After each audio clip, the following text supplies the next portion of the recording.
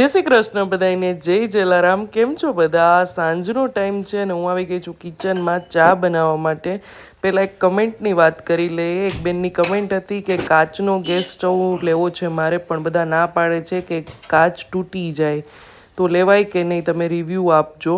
તો કાચના ગેસ સ્ટવમાં એક જ વસ્તુનું ધ્યાન રાખવાનું હોય કે આપણે રસોઈ કરીએ ને ત્યારે કાચ ગરમ થઈ જાય તો એ કાચ રહ્યો ને એ સાવ ઠંડો થઈ જાય ને પછી જે ગેસ સાફ કરવાનો, એટલે કાચ ક્યારેય તૂટશે નહીં. બસ આ એક વસ્તુનું ધ્યાન રાખવાનું. અને આજે એવું હતું કે મારી દીકરી એના ફ્રેન્ડના ઘરે, બધા ફ્રેન્ડ્સ ભેગા થઈને મૂવી જોવાના હતા, તો એને એના ફ્રેન્ડ્સ માટે બનાવવા હતા મોનેકો પિઝા. એને સ્કૂલમાં જ્યારે ફાયરલેસ કુકિંગ હતું ને ત્યારે એને આ બનાવેલા હતા, પણ એને થોડુંક લેટ થઈ ગયું એટલે મેં કીધું હું તને આપી જઈશ. અહીંયા બિલ્ડિંગમાં જ બધા ફ્રેન્ડ્સ ભેગા થયા છે, તો એના માટે મેં મોનેકો બિસ્કિટ જે આવે એ લઈ લીધા છે. અને એના ઉપર આપણે કેચઅપ લગાડી દઈશું. જો થોડાક સ્પાઇસી કરવા હોય તો જે ચીલી સોસ આવે છે એ પણ તમે લગાડી શકો.